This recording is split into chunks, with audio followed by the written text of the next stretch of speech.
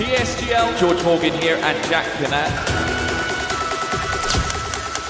All the lights are currently lit here on track, and it is go, go, go! Down through the Mercedes teammate. Denoso with a crafty manoeuvre up the inside. Masterclass from the Chilean. Crucial championship points on offer here. Zero countdown, Danny Berezne. Longe has done the job. This is for the win between these two. Freddie Rasmussen wins the United States Grand Prix. Alfie Butcher wins for the first time ever. Lucas Blakely takes the championship. It's Barry Foreman. Jarno Opmeer is your champion.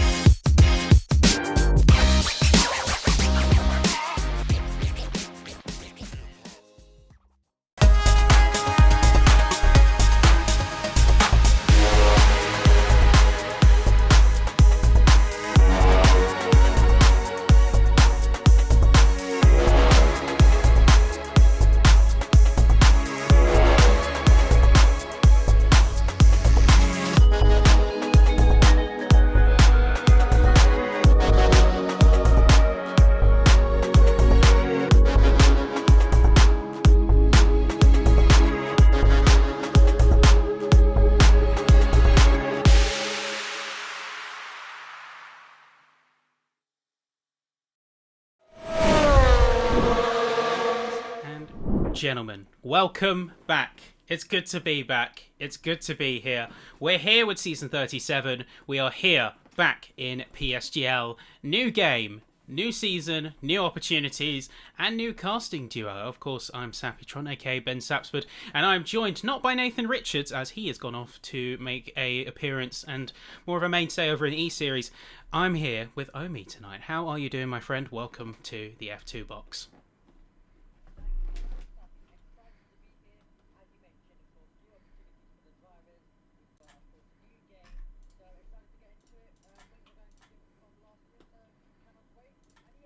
Be here in the F2 commentary box alongside you. Yep, and so unfortunately, we didn't initially capture that. It is great to have you, of course, in the box. Now, we're going to waste very little time here tonight, folks, because we already have drivers jumping in for tonight's short qualifying. Of course, we got and we have got quite the showing that's going to be happening over the course of the season. Of course, starting in Britain, heading over to Miami for round 2, Austria, and then followed by a break week before heading to Spain, Hungary, Japan, Jeddah, Mexico, Belgium, Monza, Qatar, and then ending in Brazil. So it's going to be quite the scene and quite the season. I'm looking forward to it. So am I. A lot of exciting tracks on this calendar. The first season with plenty of amazing tracks, which always do deliver an action. Every track delivers an action for PSGL, but these tracks in particular. Oh, I believe we lost you there, Omi. Action for all of us with so many DRS zones. I believe we lost you there for a second. You so have me back? Yep, we should have you back now, and we're going to be jumping having a look at where the racers are going to be finding themselves tonight. It is Silverstone, 3.6 miles, 18 turns, few key DRS zones that you want to nail into. Of course, the key things, it's going to be Maggots and Beckett's nailing those sets of chicanes. It's going to be nailing those areas of the course and getting yourself with a good balance of speed and downforce heading into the race. Of course, we are going to be jumping into the race as we speak. Curious couple of notes is that with our drivers tonight, we are not going to be seeing them in traditional cars, are we? Yep, so due to some cars being reported to not be equal by some of our drivers, we've decided to make sure that's fully fair and we don't have an issue later on down the line, because it's always close in PSGL. To make sure we don't have an issue, we decided to just put them all in multiplayer cars, so it's all 100% equal for all these drivers, so we don't maybe have to strip this round later down when it is confirmed maybe that the car can't make sure that's fully fair that we've decided today to go with multiplayer lobby cars. So everything should be equal, and we should have some phenomenal action as usual. But hopefully from next week, we should be able to return back to the normal cars. Another thing to mention as well is that we've got a point now to be won in qualifying for pole position. If you do get pole, you get 1 point added to your name, and we do see PSGL championships always go down to the wire. It's always so close. So that point definitely, if you're good at qualifying, could be crucial when we get to the business end of the season. And now we jump onto the track, and we can see it's going to be Joris Krozen jumping out as one of the first laps, one of the first drivers to be going out for 100% push. He's going to be joined by the likes of Yanni Turpkov, he's going to be joined by Liam Stevens, and also Leo Lund, who's not long crossed the line, and many other drivers to do so. Now, the F1 World Car, it's not a car to be taken lightly. Just because it's not necessarily the car you'd have in normal guise, it's still going to represent the same kind of conditions as if you were driving on equal performance. And like we said, this is the equalizer. It's to make sure that everyone has a fair shot. There are no unfair advantages. But here we go. Joris Krozen, Maggots, Beckett. Of course, the section that you have to absolutely nail. It's one of the defining characteristics of the track before you head into the second DRS zone. And you can see solid movement, solid speed, and he's given absolutely everything to this lap. He has indeed, as he's now about to exit the hangar straight now and bring it to the end of this lap. So he will be the first lap time that we are going to get on the board. So it'll be interesting to see where he will be able to go, and he'll set the first run lap time for all of the other drivers to beat. So out of the final corner he goes onto the Hamilton straight over the line. It's a 1 minute 25.367 for Joris. Immediately they're beaten from Jane Tripkov, who is returning back to the high levels of PSGL after being in F4 last season, right at the end of the game cycle. Liam Stevens, though, goes now to the front of the field, so already looking close. F3 qualifying was close, with the top 8 under a 10th, so we should expect the same here from F2. Yeah, and initially laps are going to be coming out from the likes of Riccardo Benzoni, Leo Lund, Tope. They're all going to be flying through. Godendorp going to be very close to the 24s, but not quite clinching it. There's more cars now going to be coming through. Tony Richet is coming up to Maggots and Beckett's now. He is going to be setting himself a lap. Roshan Jacobs, 0.022. Top times are being set within milliseconds of each other as more cars are making it round this field. Yep, more laps coming in as everyone just tries to get a decent lap to start themselves off in this qualifying session, the opening qualifying session of the season. And especially if you cannot get a lap later on, if you do make some mistakes or track limits, then these laps could be really, really crucial from time to time. That you need to get a good lap, a good banker lap in case there is mistakes or issues that do come later on for these drivers. So every lap can count. While with the track improving, we should expect them to go faster later on in this session. These laps can still be crucial, and also a good benchmark for these drivers to try and improve when we get into the second and third run. Alright, and looking at the initial runs of all of these drivers, only driver yet to set a time is Gregory Zibil. I'm going to apologise in advance if I've mispronounced that name there. But we have about a second spread between all of the cars. It's a 24.825 coming in from Benzoni as the lead time and the one to beat here as we are starting quali. And then Valentino Labella, 25.878 there, so just over a second between first and 19th. But it has to be said, the minimal amount of grid spread is still impressive, even at this stages. You look at Tony Richet and Felipe Salsa, 4 milliseconds between the two of them. You even look a little bit further up, 9 milliseconds between Godendorp and Jan Halliday, 8 milliseconds between Jan Halliday and Roshan Jacobs. The margins at this level are so extremely fine that a perfect lap really has to be perfect. Indeed, and especially at the end of sessions, if drivers aren't able to find improvements, if you can just find an improvement by about half a tenth, that could still jump you up a few places here in PSGL. That's how close it is. So always making sure that the last lap is an improvement, and also within the white lines can be really crucial for all of these drivers as they now all come into the pit lane after run 1. So they're going to take a little breather, get on another set of softs, and go back out there for the second run in this session, where we should be getting some more improvements, possibly from drivers who also maybe made a slight mistake in the first lap or weren't pushing as much in the first lap. They'll always be trying to get better and better as we go on throughout this session, as we have 11 minutes and 30 seconds to go on the clock. And everyone has set a lap bar Gregory, who of course is in 20th, as you mentioned.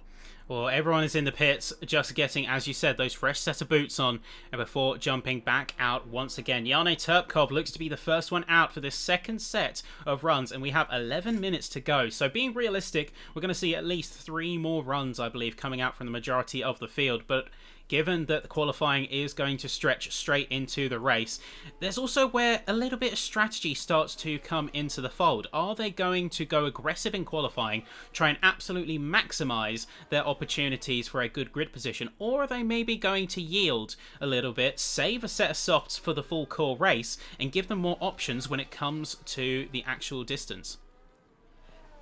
Always the strategy is definitely very interesting. You do have to take into consideration possibly a late safety car, which means that you want to have maybe a lot of soft ready for that race if there is a safety car late, and then push on all the way till the end. So yeah, sometimes the drivers do want to keep an extra set of soft, but remember from this game that we also do have more to fight for in this qualifying with 1 point for pole. So every driver will definitely be trying to go for that, but yes, you always do want to try and still get a good qualifying run, but in the race, that's where the major points are scored, so you always want to try and prioritize that.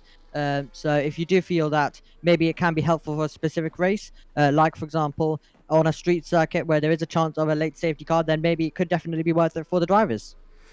Very true. And here we go then. Jana Terpkov now starting a lap in the almost Brawn-esque custom livery. The great thing about the F1 World Car is, while we don't see it out often and tend to see drivers gravitate towards their actual teams, especially given F2 is a prime area for development drivers, academy drivers, and even some official roster appearances, this F1 World Car does allow drivers to get a little bit more creative, show where some of their passions come from, and sometimes give us a little bit of a history lesson. Now, we're seeing Jana Terpkov in the Brawn car. Are they going to emulate the one-hit wonder performance of Brawn themselves? Let's see here. Looking very good coming through the first sector. You can see really stretching the edges of the circuit to try and maximize those lines. But here we are, a little bit of a local yellow coming out into sector 3 as we see a lot of cars on the track trying to slow down, get themselves an ideal position. And this is the dicey part of qualifying. You have cars who simultaneously want the best run, but they also have to contest with traffic, and that's where you see a little bit of slowdown to try and force your opponents to go ahead of you, give you a little bit of your own space. Indeed, so drivers getting out of the way, especially ones that are just about to begin the lap, but sometimes it can be hard to get out of the way at certain times, but they're going to all try their best as well. But here we go now with Tripkov. Let's see what he is going to be able to do. He's about to make his way onto the Hamilton straight. He was up by 61 thousandths in the first sector, up by 75 thousandths overall, and that means that he has now gone to 9th position. So that's a 1 place improvement from him, but that probably will not last with how many drivers are going to be improving behind. Daryl's just starting to push on. We already have Parodi up by 1.5 tenths. That's the driver right behind him right now. Yeah, and a few more cars coming around the field. Kean Gonador, of course, second place right now and is going to be starting on a lap. They want to get themselves into the 24s. They want to challenge the likes of Benzoni, who has set an absolute stormer of an initial run. Is there going to be a match? Let's see. Gregory, of course, now pushing into P15 and finally putting a time for themselves on the board as we have a couple more cars coming through now. Roshan is, I believe, coming off of a lap or coming onto one. It's kind of hard to tell. There's so many cars where black is the primary colour that it's in fact a little bit difficult to keep trace. And I know I said about the creativity of the liveries coming out, but unfortunately a lot of them, the base colours are black, so it does make it a little bit difficult for us to tell. Kamil Stashra goes into 12th position. Couple more cars, but Danielle Parodi out of nowhere, 24.762. Very impressive run there. Very nicely done. Absolutely smashed the initial sectors by the looks of things on the telemetry. Very good stuff. Yeah, great stuff by Parodi indeed. I did mention, that was the driver I just mentioned, of course, who was going very nicely in the first, and it seemed like in the second and third, Daniele Parodi was able to find the time overall to go to the front of the field. So that was the response that we did get to Riccardo Benzoni's lap. We also had Jan Halliday's moved up to P3, and it doesn't seem like that this is going to be the lap for Riccardo Benzoni as well. He is a second and a half down in that first sector, so he will be looking to push on next time around and maybe even on the final run. So the lap time's coming in, but yes, Daniele Perotti going to the front of the field. So he has been able to find a response to Riccardo Benzoni. So we've already got a close qualifying session and different drivers participating at the front of the field. Lovely to see how close it is, and it's wide open in the last run and even in the second run. Any runs here in qualifying, we can see a late charge from any of these drivers. Someone who may not have performed well in the first and second, overall right to the end in the third, can maybe provide some of a shock at the end. So keep an eye basically on everyone here in PSGL. It's always wide open, and especially with the 1 point for pole, everyone's going to be trying their best at the end. Yeah, it is going to be a case of last run wins.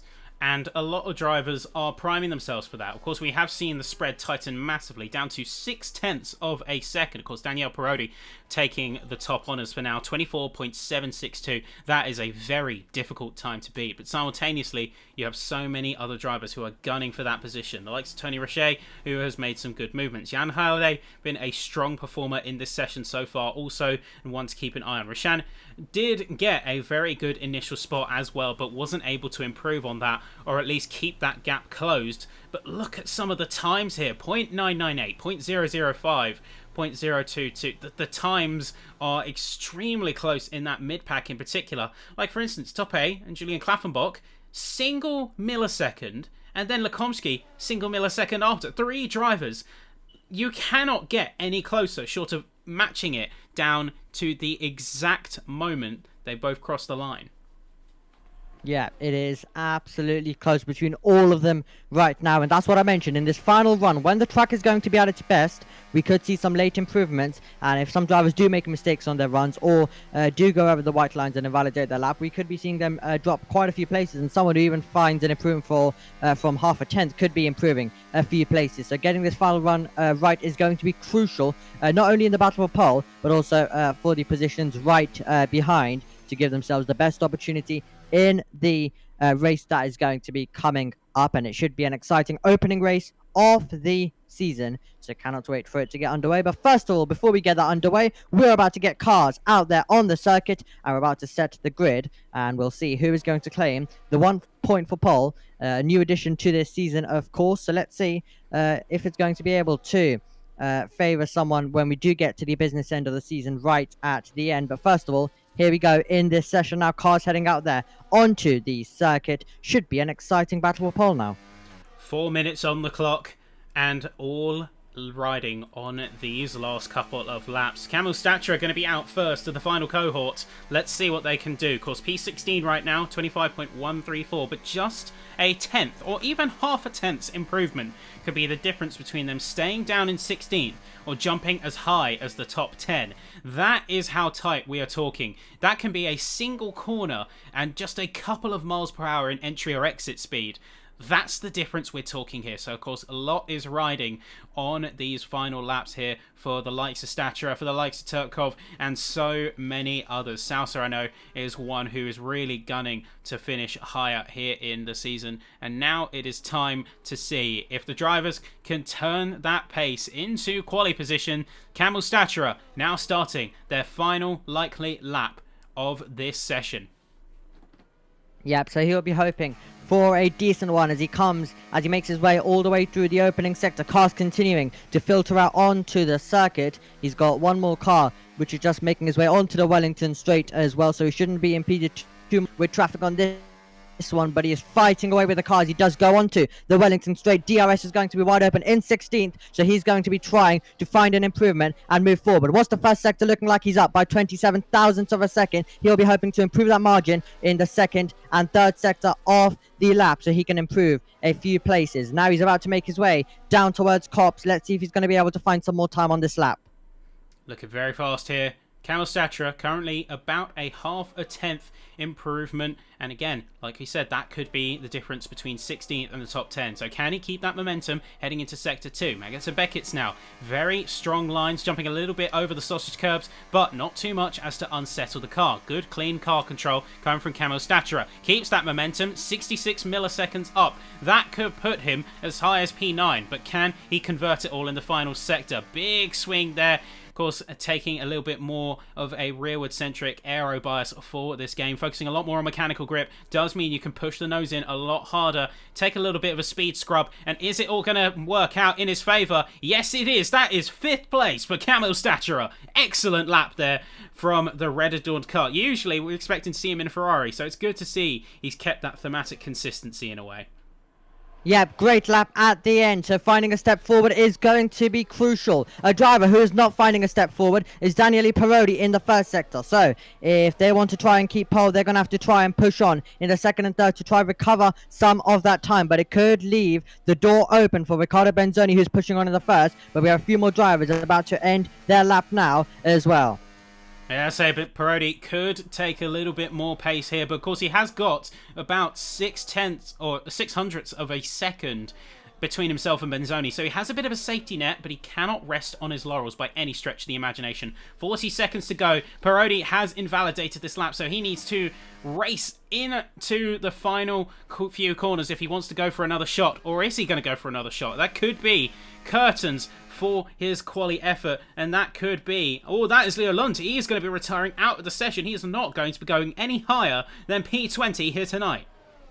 So he's going to be starting right at the back of the field. Tycho Hardy is up to second place. That's a good lap from him. Riccardo Benzoni, though, trying to push on. What's it looking like in the second sector? He's down by 11 thousandths of a second. He's going to have to give it his all in the third sector if he wants to try and challenge and possibly even get ahead of Tycho Hardy. So Daniele Parodi still sitting on pole at the moment, but there still could be shocks. So Benzoni struggling hard there. Big wobble coming out of the final couple of corners. He is not going to be taking home that one. Is Godendorp going to do it? Godendorp's going to do it. It's going to be 0.690. And we lost you there, unfortunately, Omi, once again. So jumping in there as Godendorp takes that 0.690. Excellent run there. Is Parodi going to take any prisoners? Unfortunately not. It doesn't look like he's going to be on that pace that he's necessarily looking for. Jan Halliday could be one to keep an eye on. Unfortunately, he's not going to be pushing himself either. And it looks like, at least according to the rest of this field, we are seeing what is the prospective quali order. We haven't got many few more who are taking serious attempts. You can even say Jarno Turkov, he's going to be cutting across the infield to make sure he's out of the way of any drivers. So that is pretty much your quali order here, folks. But Godendorp, an amazing final lap. Absolutely nailed the final sector in particular, according to the data I have on screen. Brilliant stuff. Absolutely superb at the end. We mentioned there could be shocks, and there we go. The drivers at the front of the field weren't able to find a step forward, and it was Kian right at the end who was able to take the lap, as you mentioned, with a 1 minute 24.690. Brilliant effort overall there right at the end, delivering when he needs to, and he's going to have the early championship lead with the 1 point for pole. He'll be hoping that maintains that way, though, in the race, where he can win 16 points, of course, and a fastest lap as well. So they're all going to be looking to try and push on in the race, but it's going to be a hard race with DRS trains and strategy coming into play as well. So it's going to be much more harder for him, but he's starting in the best position in first. He'll be hoping to stay that way when we end the 26 laps.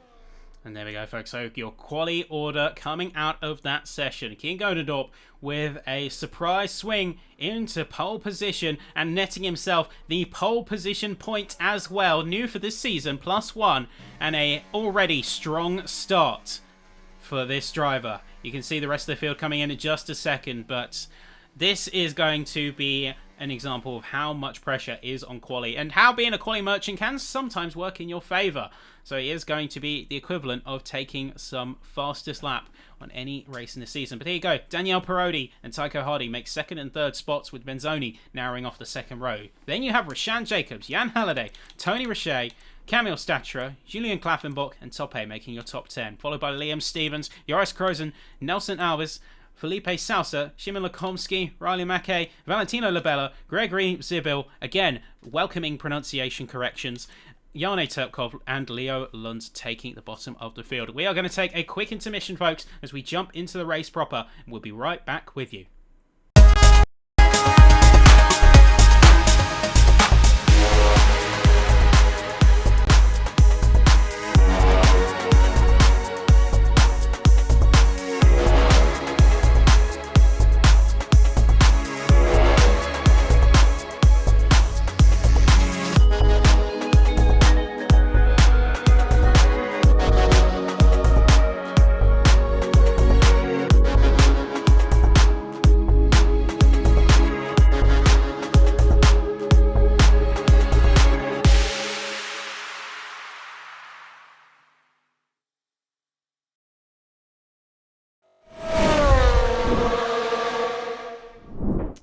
ladies and gentlemen, welcome back to Trackside, and it's looking like an overcast Silverstone here. We're not going to be jumping back into any other screens, but just a reminder that Quali has a point for pole position as well, so Kian Godendorp is going to be walking away already with technically the championship lead, and we haven't had a single race yet, so it's a mix-up and something a little bit different. Of course, the fastest lap still retains a point, and then otherwise we'll be having the traditional PSGL scoring system. But I gotta say, what a qualifying session we just witnessed. And while we have a moment, of course, support the people who support us. We have brilliant sponsors in the form of GT Omega and Sim Racing Centre.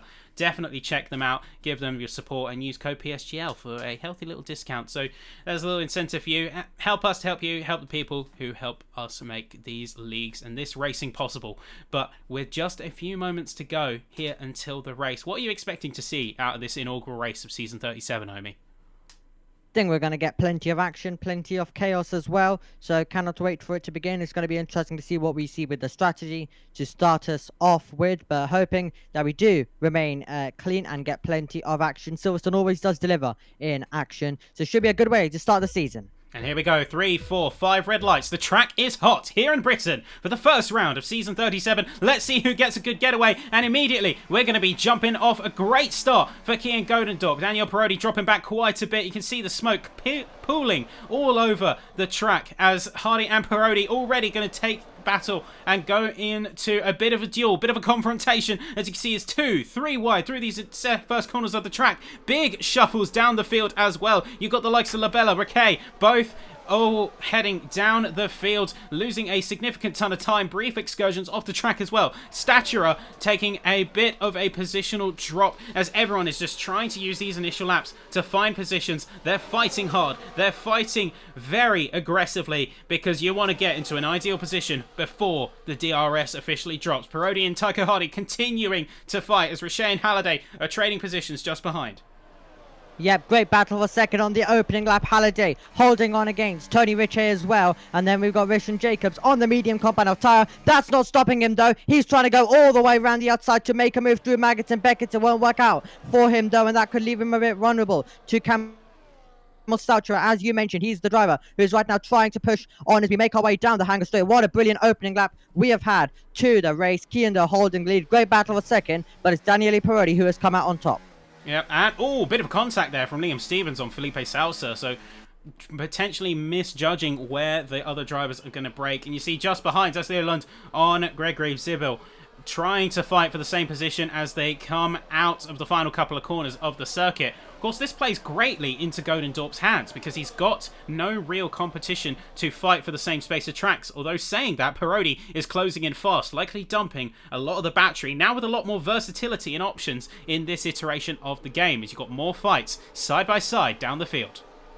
Yep, indeed. We've also got DRS open now on the second lap, just like in real life. So are we going to be seeing a change for the lead? Nope, he's going to get close. It's Daniele Parodi, but cannot find a way by. But it's all battling behind with Leo Lund right now in 12th. And then we have Nelson in 13th. Felipe Salza, the F4 champion, trying to go all the way around the outside in the McLaren liveried car there. He's trying to find a way through. He will not be able to as he tries to recover in this race as well. But yes, we've had a very action-packed start to this one so far. But yeah, great start for Leo Lund. He's up 8 places from the back. Yes, Salso. I believe in the McLaren Shadow variant of the official MCL car, part of some of their promotion that they did. And I got to say, the black and orange just cleaner really does it for me. But looking to the top of the field, you can see Parodi getting within a 10th of Godendorp's wake. Is that going to convert into a move? Not quite just yet. I think they're playing a little bit more conservatively. They've dumped a lot of battery, and now that they're within proximity, they can guarantee they won't fall away as the DRS starts to hit. I think the play at this point is Parodi has them within striking distance, save the battery for a couple of laps, and then go on the attack. Yep, lots of ways you can work this, but if you are in the mid-pack, you're trying to get as close as possible to the front of the field. Can be a bit hard, though, to do when you are stuck in a DRS train, when all the cars are separated by a 10th. So you're trying to get on with it as well. Further back, we have Riley McKay finding a way through and moving up to P18, but it's the battle for the lead that does continue. But as you mentioned, Daniel Parodi just holding back at this stage of the race on the third lap of this one so far. He's got the DRS. He is in a good position right now at the moment, but Rishon Jacobs on the mediums along with Valentino Labella and Liam Stevens. So those two are all on the mediums, everyone else on the softs. So Rishon Jacobs and those guys on the mediums will be going a little bit longer in this one. But they're still maintaining some good pace so far, coming under a little bit, coming under a little pressure, but still maintaining some decent pace as Daniele Parodi pushes Kian through these corners. Well, Godendorp is going to have absolute nerves of steel. As you can see, Parodi is closing in. Parodi's going to go for it. That is going to be a send as they hit the second DRS zone.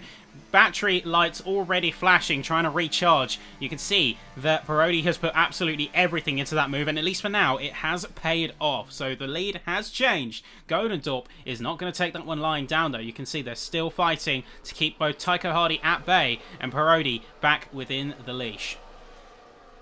Yeah, fantastic battling already at the start of this one. Tycho Hardy also fancying his chances when the top two went side by side, when they went wheel to wheel. So Julian also coming under a little pressure at the moment as all of the drivers in the mid-pack try alternative racing lines, try and find a way through as we make our way onto the Wellington Straight. There could be an opportunity for Jan Halliday. He's going to try to get past Riccardo Benzoni. He will not be close enough for the move. They're using a little ERS and then getting off the button to not make the move into the braking zone. It would have been a hard one to complete and could have put both drivers at risk at this stage of the race. But look at the margins already on this fourth lap of the race here at Silverstone. The opening race of the season is already delivering us with some great action out there on the circuit, and Tycho Hardy very close to the lead. So they're all just pushing each other at this stage while trying to keep the battery at a high level and keep the tyres going as well. Yep, and there's already pressure mounting on some by the likes of Kian Godendorp. We just saw him have a little bit of a snap coming out into the back straight, and that could be an opportunity for Tycho Hardy to take a position. You're going to see Godendorp go on the inside. He's not going to take that.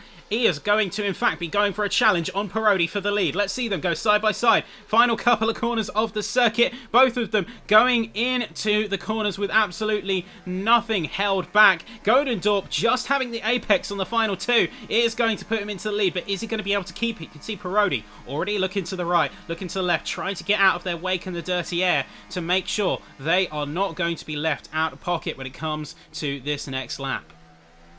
Wow, fantastic racing on that lap as well. But yes, the top two went wheel to wheel due to how close Tycho Hardy was. So we saw Parodi use a bit of ERS on the straight to make sure that he wasn't coming under a bit of pressure from Tycho Hardy. And that instigated the battle at the front of the field for the lead. And it means that everyone is so close together further behind. So they're all nudging each other through these corners. And it turns into traction races out of corners for drivers to try and make some overtakes onto the straights as well. But yeah, they're all so close together where right now it's pass or be pass. So sometimes the drivers have to go through whether they don't, even if they do not want to as well.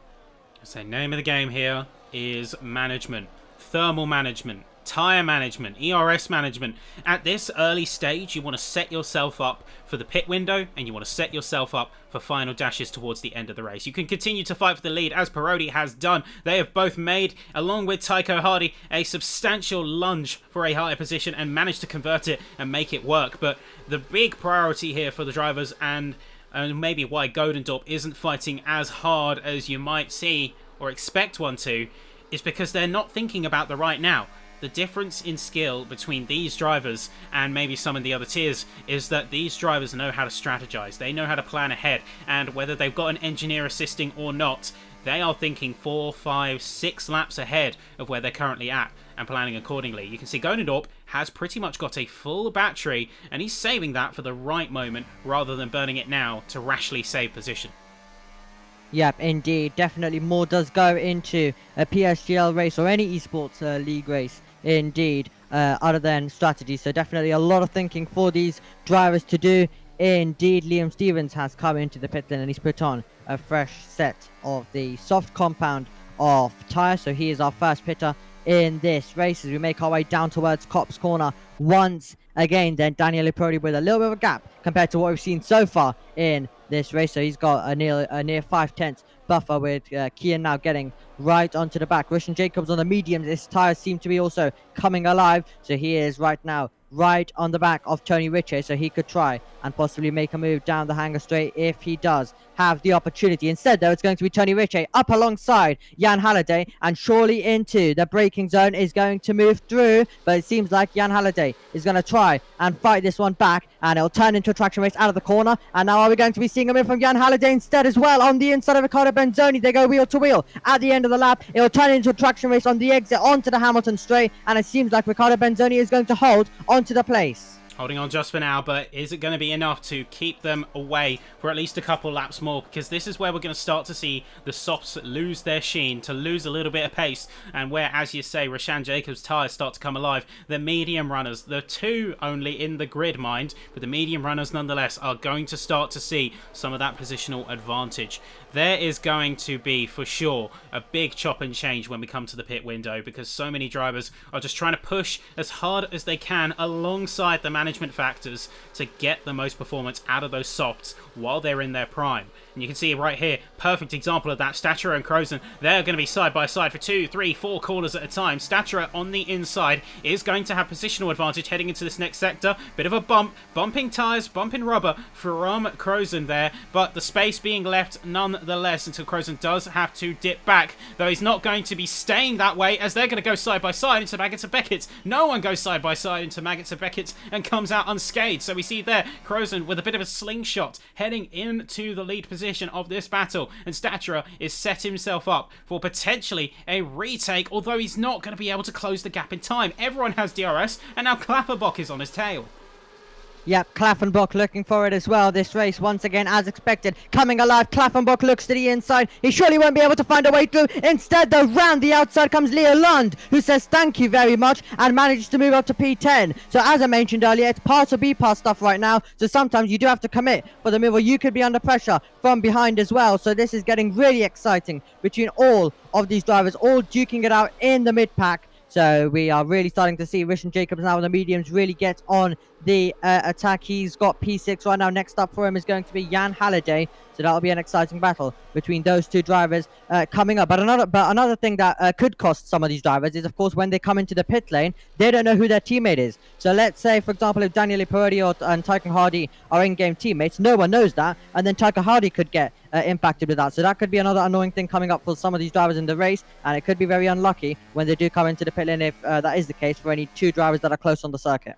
Yeah, and while you could try and do a little bit of reconnaissance ahead of the race, it's always super difficult to tell, and it is a little bit of a dice roll, and one of the unfortunate realities of having to take the F1 World Car. Now, just as a reminder, folks, we are using the F1 World Car in lieu of the official F1 24 cars due to having an issue with equal performance. Apparently, the equal performance is not actually equal, so we wanted to err on the side of caution as League and ensure that we had a fair experience by going for a neutral car for all drivers. And it does mean a little bit of a shake-up, but we will still be having the championship otherwise performed as normal. But look at that.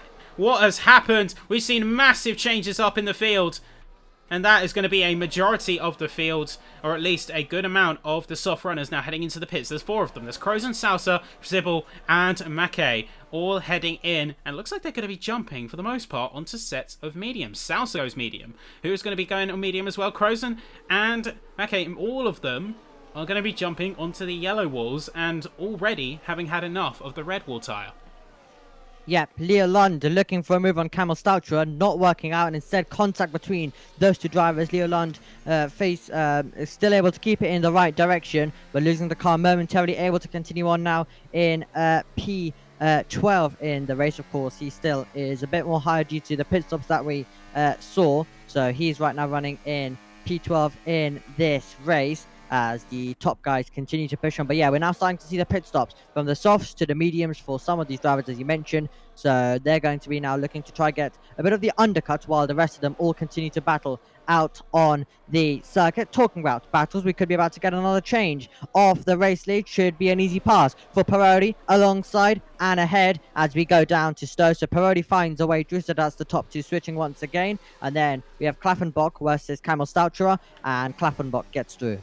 So Parodi now jumping into the pits alongside many others in this field. Godendorp's going to be jumping in. Richey, Klaffenbach, Stachura, Tope, Lund all jumping in along with Lekomsky. that is going to, again, be massive changes up in the field. And we got some big winners and losers out of all of this race. Jone Turpkov and Valentino Labella, they started very low in the field, so 17th and 19th respectively, and they're currently sat in the top 10. Granted, this is during the pit window, so there is going to be a bit of flexibility and a little bit of an asterisk to their current gains in terms of position, but still, even before that pit switch, they were looking at least 5-6 places up, and that is impressive. Impressive indeed then. So right now, Pirelli out there on the circuit, 4 tenths ahead of Joris, as you mentioned, with a penalty though, of course, for Joris. Gregory's also got a penalty, so those are the 2 drivers that have got a penalty so far. We're on lap 10 out of 26. We're getting to see some pit stops at the moment, so the order definitely can shake up a little bit, with some drivers pitting earlier, some drivers going later at the same time. So strategy always already starting to come into play in this championship. A championship we expect to be close and wide open as we take a look at the stars of tomorrow of F1 esports. All of these drivers with the hope of making it to F1 esports. So it's a great way to see who could be the next contender. Talking about contenders for this race victory though, some of them diving in.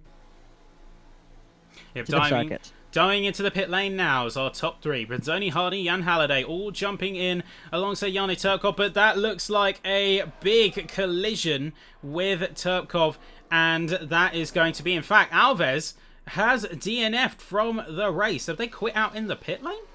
I think they just quit out in the pit lane because himself and Turkov just had a major collision. Now, is Turkov going to be having any damage? Doesn't look like it. Not really sure what to make of what happened there. But right now, Roshan and Valentino are the only drivers yet to take a stop here in this race. They're running the mediums. They started on those mediums, and they're going to be running it out until what looks like much deeper in, about lap 16, if our current soft runners are anything to go by. Yep, here we go, the battle on the circuit as we see Pirelli trying to get the power down up alongside Riccardo Benzoni. We go onto the straight with a big battle going on with Joris trying to defend alongside Riccardo Benzoni, who's just made a pit stop, doesn't have his tyres up to the temperature that he would like it at the moment, but he's still battling as well with Joris trying to take it the long way around, and it seems like that Joris is just going to have the position, but keep your eye on Pirelli, who could get boxed in, but is still trying to make that move as we make our way down towards Cop's corner. Is he going to be able to get to the inside? Getting the squeeze from Benzoni, but getting past Benzoni. So Daniele Pirelli is able to find a way through as these drivers now bring the tyres up to the temperature. They've just come out onto the circuit. So now we're going to start seeing a battle on this hanger straight now. Well, not the cleanest of moves. Pirelli has got past Benzoni, and now Benzoni has got a job to do. They've both got to fight off the likes of Godendorp, who is on optimal temperature and is going to be going for it, and themselves having to push up and try and make something of their current position. Bit of contact there with Joris Krozen, and he's certainly not going to be too happy about that one. Luckily, the cars seem a little bit more resilient in this iteration of the game, and they're less susceptible to be taking major damage, although that could be a visual deception. It's also not uncommon to see cars take damage but not represent it visually with moving or damaged parts, so we'll have to wait on that one. We haven't got any official or reliable reads on that aspect. Jan Halliday and Klaffenbach are going to be clashing, butting heads here as there's a little bit of a wobble coming from Kamil Stachera, and trying as they might to get this position, it doesn't look like they're quite going to have that momentum, and Stachera seems to be struggling a little. Yep, indeed. It does seem like that he is struggling right now at this stage, at least, of the race currently running in P12. We still have 2 drivers to make a pit stop ahead as well on the circuit. That is Rishon Jacobs and Valentino Labella. So they are going long. The net battle for the lead is right now from 3rd downwards, and it's currently Daniele Pirelli with Joris with a penalty, but only 2 tenths away. So these two will continue changing positions all the way through in, of course, the DRS train when there is the opportunity. So let's see, we're surely going to be getting the pass from Joris. Yep, so he will be moving through. They'll continue exchanging positions, but also saving the battery for those crucial last laps. It always comes down to those last few laps, so that's going to be crucial in this race, where all the drivers will be trying to save the tires for, trying to save that extra battery to have a late charge and attack. The problem is here for Crozen is no matter what he does, he's got that penalty hanging over his head, and he cannot rely on any steward action. You cannot assume any steward action to get that repealed. So whether it's legitimate or not, he's got that penalty hanging over his head, and he knows more than anyone that he has to work double overtime to try and mitigate that. Best he can do here is see if he can try and pull a gap, or at least put on the best laps he possibly can to make sure that the damage is minimized from that black and white flag. You see a bit of chopping and changing further behind as well, as Godendorp was briefly alongside Benzoni trying to make a move on position for P5, or I should say net P3 of this race, as we still have the top two yet to switch compounds.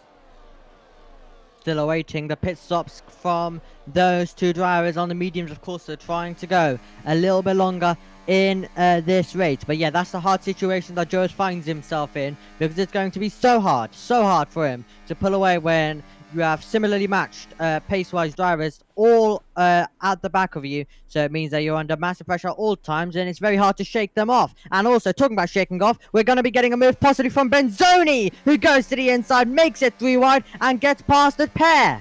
That's a double overtake from Benzoni, and a very clean one at that. Very nicely done for the R8G driver. Of course, putting the money where their mouth is. They've waited patiently. They've lied in wait for a few laps now. They've seen the field, they've seen the challenge, and they saw the perfect opportunity to strike. Nothing could have been put better, I think, in that one. Clean double overtake, and now you can rely on Parodi and Crozen to be fighting for position amongst each other. Crozen is going to be just out of the way of the fight between Godendorp and Tony Roche. They're both going to be heading side by side now. Let's see. Drag race coming in to the next sector of the course. Godendorp just going to be going ahead, going to preemptively go on the defensive, try and cover off the apex, but Roche is having none of it. Better speed out of the exit on the left-hander. That is going to put him in prime spot, having the apex coming now into P6 quite comfortably. Indeed, so quite comfortably there for him, able to get through, able to get to the apex first. But phenomenal action in this race, and I'm sure it'll continue. We're on the 14th tour out of 26, and we've already seen so much action in this race. So cannot wait to see what the final stages have for us. What we do have for you right now, though, is a pit stop from our race leader on the circuit. And now from our top two, Valentino Lobello's got a 10-second penalty as well for speeding in the pit lane, as Parodi is able to get through for the net race lead, which will now become the race lead on the circuit. P1 on the road, as the top two, as I mentioned, have dived into the pit lane. And here we go as well with Tony Ritchie trying to go all the way around the outside. He won't be able to find a way on Yoris surely through there, but Tyker Hardy to the inside, and a bit of contact made with Kian as they go wheel to wheel down towards Abbey Corner. Yeah, let's see what they can do here. Of course, there's going to be a major fight between them both and between some of the other cars on this field, as Tony Roche has dropped a little bit of time here. Benzoni and Parodi are going to be pushing hard. Oh, big wobble there, big issue coming out from that mid-pack. Not looking like a fun time for anyone. But let's see. Jan Halliday and Godendorp are going to be now racing each other to that P7 spot. It is going to be Godendorp at least holding that lead for the battle for now. But of course, he started all the way at the front. So first down to P7. What do you think really went wrong for him so far? Yeah, I think we just had constantly a lot of changes, and then of course the pit stop phase may have not gone his way as well, but it seemed like that Felipe Sousa in the mid-pack in the McLaren liveried car was facing sideways for a moment as well, so he's lost out a tiny bit, was ghosted. We saw a few cars, so it was absolute chaos in the mid-pack, as we would expect. They're all desperate to try and get themselves as close as possible to the front of the field. If you want to have a late charge for the win, you still need to make sure that you can get yourself into a good position where it is possible, because if you are in 7th or 8th, it is going to take a lot of chaos out in front for that to be possible right at the end. So you do need to start making some progress if you do have some pace as well, as we come over the line now to begin the 16th lap of the race. But yeah, we're getting a lot of DRS swaps right now between these drivers. It's going to get more and more serious throughout, and keep an eye though on the drivers on the softs. They will be looking to try and go on the attack, and they'll be the ones who are going to be passing, of course, already at the back of this DRS train. So let's see how many cars they're going to be able to clear. Yeah, Roshan, of course, in P15 right now, was one of the last drivers to take their stop alongside Valentino Labella. Labella has that 10-second penalty, so that is going to play seriously both on their ability to place and their mental game. Of course, having that hanging over your head is no good news for anyone. Top 8 making a good move into P16 there, just in the background. But Roshan, very confident on those soft tyres. He's going to be taking it round the outside in a textbook move. Bit of a wobble as they make contact with Lekomsky, but it's going to be a very nice one, both on Lekomsky and Mackay, as they are going to be jumping into P13. So the softs are definitely, while they're in their prime, being leveraged to their full potential. But I want to talk about someone else who's made a big gain, and that is Leo Lund. He started at the very back of the field, and in fact didn't go for a last run at all. But here they are, stood in P10, and about to make a challenge for P9 on Statura, potentially in the next lap or two. So very good rise from them in this field. Really good recovery from a pretty difficult quali. Great stuff for Leo Lund. Tony Richard trying to find some room on the outside, but finding out there is none given from Joris, so he's still stuck in P4. Right now it's Tony Richard, but yes, great drive so far from Leo Lund. He'll be hoping that it continues to move forward throughout this race. So great stuff from Leo Lund, also facing sideways at a point in this race. So he also lost some of his progress, but is starting to gain it back as Tyker Hardy goes wheel to wheel, trying to find a way through on Tony Richard, who is going to hold that position. Tope also able to move up to P15. Rishan Jacobs has been able to move up to 12th. His next target is going to be F4 champion from last season, Felipe Souza, who currently runs in 11th. Battling continuing though, that's Tyker Hardy, who charges down the inside in a hope of getting his way up to P4, but Tony Richard is going to defend it once again. So fantastic battling continues in the mid-pack. Yeah, but if he hasn't got the nose ahead, he's not going to be getting any success. And oh, what's that happened there? Bit further down the field. That is going to be Yane Turpkov. I'm not sure if that's critical damage or what really happened to their car there, but either way, they are going to be retiring from the session on track. It looks like the car is fully intact, and that is going to make 2 retirees here in this session. Luckily, doesn't look like we are having a safety being called, which is a good thing too, because Benzoni is just making a move on Parodi right there and is going to confirm it, heading into the final corners of lap 17. Jacobs' progress continues through the field as well, as we get Leo Lund versus Camel Stoucher. Leo Lund on the outside line, trying to get that massive switchback line is Camel Stoucher. He will not be able to find it though, so Leo Lund has got 9th position. But yes, James Tripkov out of the race. The man who, of course, made contact, we believe, in the pit lane with Nelson Alves or somewhere on the circuit. So those two retired, but it's a separate incident this time around for James Tripkov, which is why he is out. But as you mentioned, the car did seem intact, as that's a late launch from Rishan Jacobs. Completely different race right now. He is in completely different league. He is in is Rishan Jacobs with the soft compound tires while they are in their prime, but they're going to start fading away soon as well. Yeah, Rishan firmly locked in. Prime soft tyres. He knows that this is the make or break for his race strategy. He needs to nail these next 3 laps here, at least, if he wants to confirm himself a good spot in the top 10 before those softs start to drop away. Because remember, he jumped on those very prematurely. 14 laps on the mediums means he's going to have to go 12 laps on the softs, and that is going to be well past their prime. He is going to have to nurse them back a little bit home. So unless he's going very gentle, which by his racing lines he does not seem to be doing, he's going to have to get these early gains now and then play from a defensive position once they start to drop behind the medium.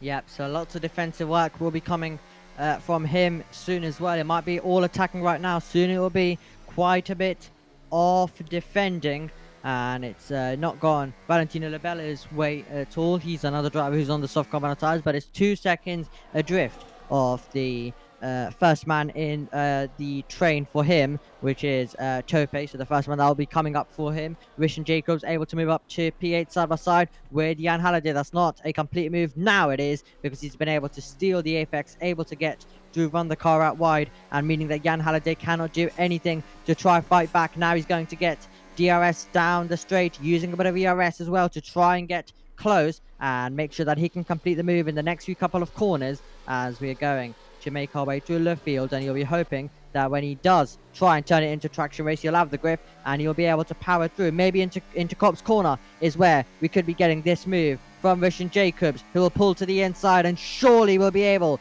to go through. And they're going to run wheel to wheel, but Kian is going to back out of that one. He knows that Russian Jacobs has got much more better grip, and he's been able to move up now to P7. Next up is Julian Klafferbuck, who's also in a battle with Tycho Hardy right now at the moment. Yeah, and Jacobs going firmly in. He knows the kind of grip that he has on tap, and he is not afraid to flex those muscles and push Godendorp to the ragged edge. In fact, Godendorp yielded going off track, so that resulted in him dropping down to P8. The pole sitter at the start of this race, now relegated to 8th position, as Rashan Jacobs is leveraging those softs to maximum potential. Looking a bit further afield as well, you have Tony Richet continuing that close proximity with the podium sitter of Joris Krozen. Barodi and Benzoni firmly locked in their own fight. Their horns rapidly contacting and changing positions very frequently.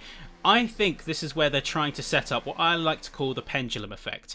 Now, you have DRS zones, 2 of them in fact, and as Stevens is going to retire from the session and make it 3 retirees, when you're in the lead of the race, the last thing you want to do is be in the lead on lap 26. While that may seem counterintuitive, it just means that you're going to have no chance of a counter-attack with the DRS coming in to 2nd position. So I think these two are trying to psych each other out, potentially, and call it a bit metagamey, if you will, but I think they're trying to set themselves up so that the opponent has no means of attacking back when it comes to the final lap. They run out of options, be that ERS or DRS, and that way they can cruise to take home the win. That's the strategy here, but who's going to pull it off?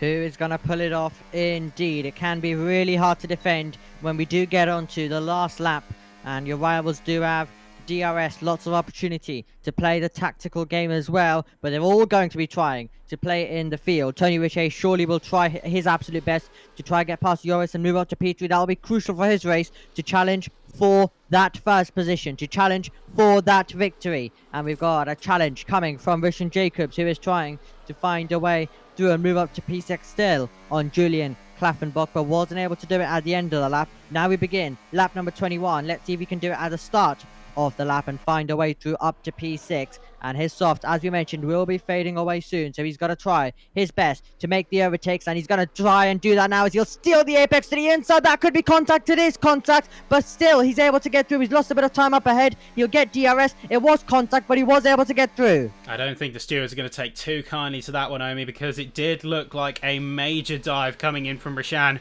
and I think those softs are starting to feel a little bit past their prime, as you see major changes happening along this mid-pack here. It's 2x2, full Noah's Ark style, as you see a major wobble coming from King and Godendorp. I'm not sure if that was contact induced or just lift off or even push oversteer, but Godendorp now sat in P12, and again, I have to wonder what has happened, because he started here from pole. I think he just maybe felt a bit too much of the race pressure, or you can't really tell, because so much happens in a race situation.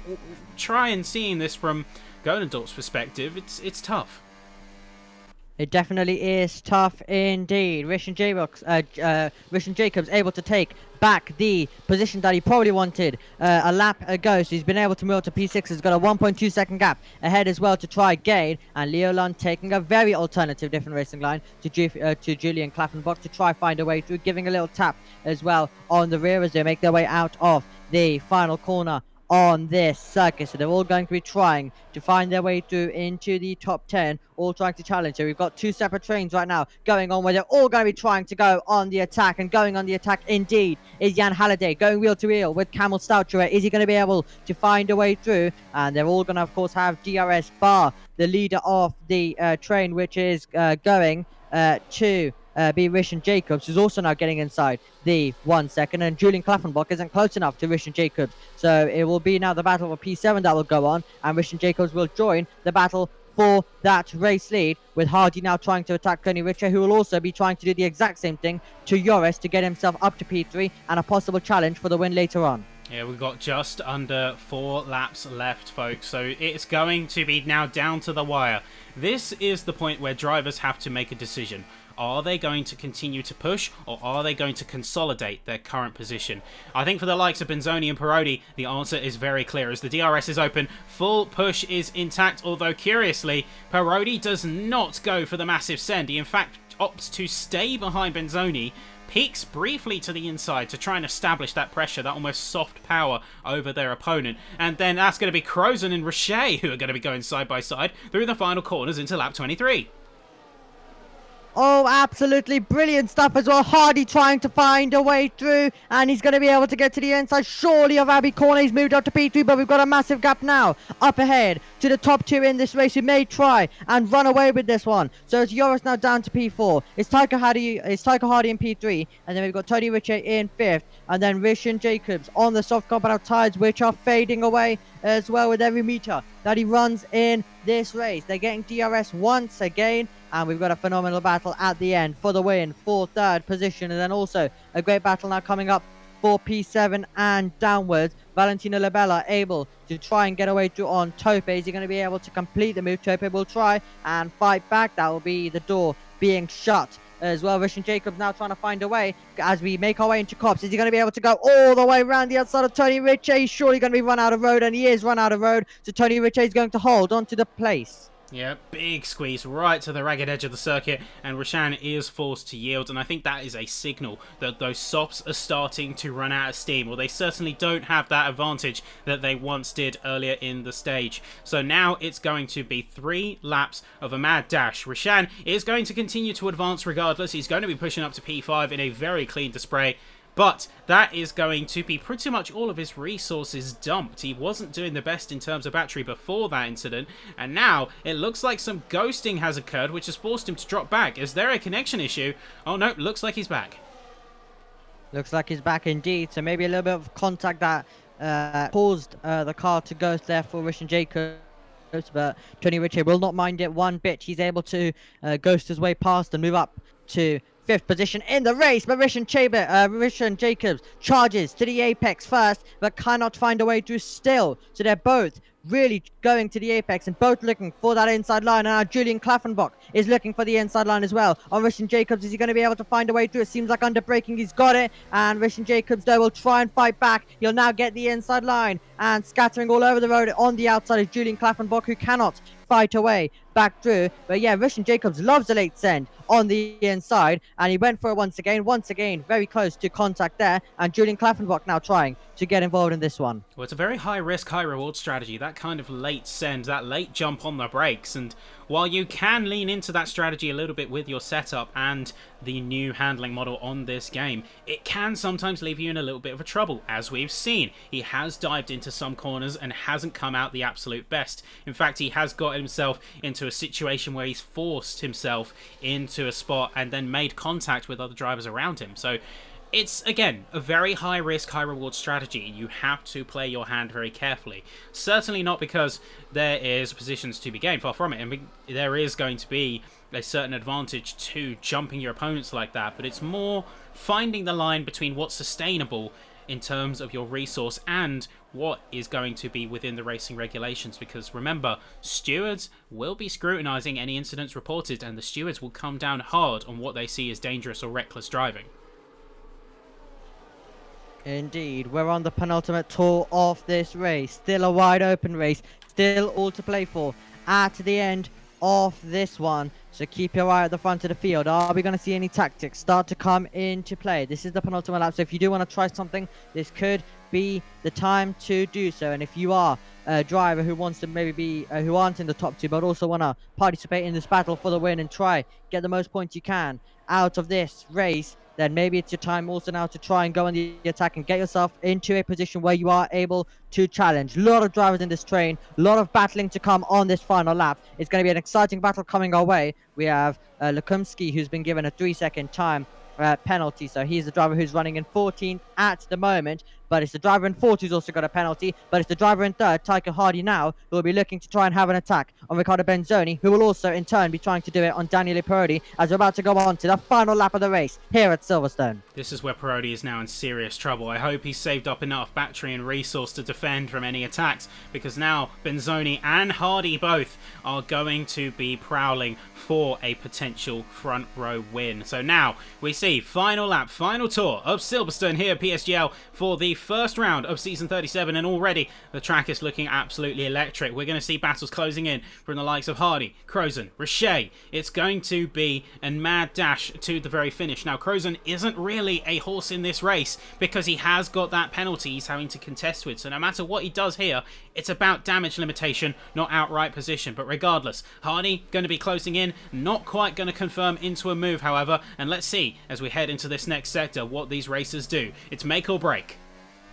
Make or break indeed. A good exit is going to be crucial for Riccardo Benzoni, who will be getting close onto the back. 76 ERS as we hit down to Cop's corner with Daniele Parodi. Riccardo Benzoni has 97. He's got much more ERS.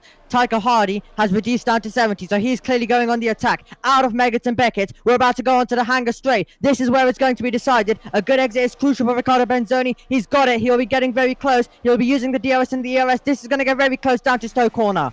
Yeah, I would say final dash here. It's going to be Benzoni. He's going to go to the inside. Brief contact coming in with Parodi there. Parodi having to go off track and yield, but it's going to be Parodi trying to hold on best as he can, side by side with Tycho Hardy. Benzoni is going to have the lead. Is that going to be a full confirmed win? Big snap in the end, but it's just going to be enough. Big spins coming from major drivers in this field, and in the end, Benzoni is going to take the win here at the inaugural round of season 37. Parodi in second, Hardy in third, and you can see a couple of casualties spinning their way rather than driving their way across the line. Always does get close at the end of the race when they're all trying to reach the checkered flag ahead of their rivals, all battling for the same piece of tarmac. So a few drivers spinning across the line, battling at the end, but Riccardo Benzoni ends up the winner by nearly 5/10 of a second. Closer in the battle for third, 33 thousandths between Tycho Hardy and Tony Ritchie, and then we have 56 thousandths between Richard Jacobs and Tony Ritchie. So it was all close in the battle for third position. But yes, great battling all the way right to the end. Bit of contact, still a lot to be looked at in the steward's office after this race as well. So results are still provisional. If there are any major changes, then we will of course inform you on the next stream. But you can also keep an eye on our show, on our socials here at PSGL as well, where I'm sure we will be updating you on everything that goes on. We'll keep an eye on the show and the socials, as we have got much still to discuss. Of course, we're going to hear some of the stories from hopefully our podium sitters as we head on to the podium now. And a brilliant performance from all drivers, but I think in the end of that battle between Parodi and Benzoni, that is going to be one to watch. I think we're seeing a storyline being crafted in this season, and here are your standings in full, ladies and gentlemen. Fastest lap goes to Rishan Jacobs, of course, running those softs and running in peak operating conditions, minimal fight that they have to do compared to older mediums. That is going to lend them a first fastest lap point of the season, and Benzoni is going to take the win alongside Parodi, Hardy, Richet, Jacobs, Klaffenbach, Lund Staturer, Jan Halliday and Felipe Sousa to make your top 10. Then following that, you have pole sitter Kian Godendorp dropping down to 11th after a rough performance and a couple of missteps, leaving him down in the bottom half of the pack. With top 8 coming in 12th, Shimon Lakomsky, of course, dropping majorly in terms of positions thanks to the penalty, along with Crozon, despite a great fight, landing down in P14 with Labella, Zibble, McKay, Stevens, Turpkov and Alves, with Stevens, Turpkov and Alves not making it to the end of the race, unfortunately. And that, take a second and just reflect on a brilliant first race that we've had. I mean, coming away from it, I mean, what are your thoughts? Thrilling action. We expected it when we came into this race. It definitely did deliver. We got plenty of amazing racing throughout. Bit of contact here and there, but of course all the drivers just getting used to it. All of them desperate to fight at the front of the field. Always is expected at some point in the race. But yeah, brilliant battling going down all the way till the last corners. as well on the last lap, battling for the podium place as well. Brilliant strategy, mix of strategy all the way throughout, and great battling all the way through. And that's what we love in PSGL. Great battles from the start all the way till the finish. And there was always that hype for that last lap with who was going to take victory. All of the tactical games taking place right before, who was going to place themselves ahead, who was going to place themselves behind. And it came down to the last lap. And it was a great battle all the way till the end. So enjoyed that opening race. And a quality showing from all of our drivers in particular. Well, in the initial stage of the stream, here is your official driver lineup and who you can expect to see on this grid as we head into the season. Joris Krozen and Felipe Salsa heading in for the Alpine, with Jan Halliday and Yanni Turpkov in the Aston Martin. Camo Statra and Daniel Hjeltsen are going to be making the Ferrari roster alongside Klaffenbach and Benzoni. Of course, Benzoni, with a very strong initial performance, is going to be setting quite the statement for the Haas outfit. In the Kick Sauber, it's going to be Tycho Hardy and Andre Molnar, with Shimon Lekomsky and Leo Lund taking the McLarens. Bradley Holdham and Valentino Labella is going to take the Silver Arrows, the Mercedes outfit, with Daniel Parodi, of course, another strong driver we've just seen in this race gone, and Tope making the Red Bull team. In the Visa Cash App RB, or just Racing Bulls, it's going to be Liam Stevens with Rishan Jacobs, and rounded off with a Williams suit of Kian Gonadorp and Tony Richet. We also had a few reserves who jumped in at the very last second, and we do thank them as well. But brilliant racing to be had. We're going to see if we get a chance to talk to any of them. Just put on an amazing performance, and I think we've got Daniel Parodi waiting in the wings already, so let's have a chat with him. Mr. Parodi, can you hear us? Welcome to the commentary box. Yeah, I can hear you. Well, first off, just want to say, absolutely outstanding performance tonight. Great initial race. Thanks. And I guess the Thank first question I want to open with is, what were your expectations heading both into this race and for the season? To be honest, yeah, for the rest of the season, I still don't know because tonight I was expecting to qualify between 10th and 15th. I don't know. My PB was 3 times slower than what I did, but I don't know. In session, I literally pulled off the greatest lap I've ever did, even in practice. So yeah, the expectation were very low, and I didn't expect this at all. And yeah, I'm very happy about it. And for the rest of the season, well, this was one of my worst tracks. I like driving it, but I'm just slow, no, typically. So I don't know. We will see. I still need to understand the situation. Brilliant stuff. Well, it's interesting that you say that this is one of your weaker tracks. Of course, we have the calendar that has been revealed for the season. Is there any particular track that you are looking forward to out of the roster of 12 that we're expecting? To be honest, the only one I remember because it's the next, it's Miami. I'm usually pretty strong around there. I like it since F1 22. So yeah, that's one of the track I hope I'm fast, but I can see that in the tracks I'm usually good, I'm slow, and vice versa. So I don't really know, but I should be good in Miami. I hope. I hope. Oh, good to hear. And say, Omi, have you got any questions for Mr. Parodi over here? Absolutely. So, can you talk us through the final stages? What was your plans going into those final few laps? What were your plans with where you were going to position yourself and prepare for that battle on the last lap? Well, before Joris got overtaken by Tycho, I thought just stay behind Ricardo because obviously staying behind in the last lap is always the best because the DRS is absolutely broken, the slipstream as well. But when Tycho passed Joris, I knew that yeah, it was pretty much done. I hoped something would happen, but I nearly got passed by Tycho as well because I tried to get the win. But yeah, with 2v1, same team, of course, a little bit worked together. Also, Tycho was much faster than Joris because also fresher tires and etc. So yeah, in the final laps, I just hope to be behind, and if I was in front, push as much as possible. But this track is a bit. It's not that much in the game. It's just slipstream DRS and just range of DRS. So yeah, second place. I'm very happy with that anyway. Amazing stuff. Well, thank you very much for joining us in the commentary box, mate, and looking forward to potentially seeing you in the commentary box a bit more often as we get through the season. But great job tonight. Want to reiterate that. Looking forward to seeing what you do next round in Miami. Thanks. Bye bye. And that, folks, that was Danielle Parodi. That is, of course, one of the drivers we're going to be keeping an eye on as we head through the rest of this season. A reminder, jump out for this race is going to be next round in Miami, and then you can see the rest of the calendar in full view. Any particular track, Omi, that you're looking forward to this season?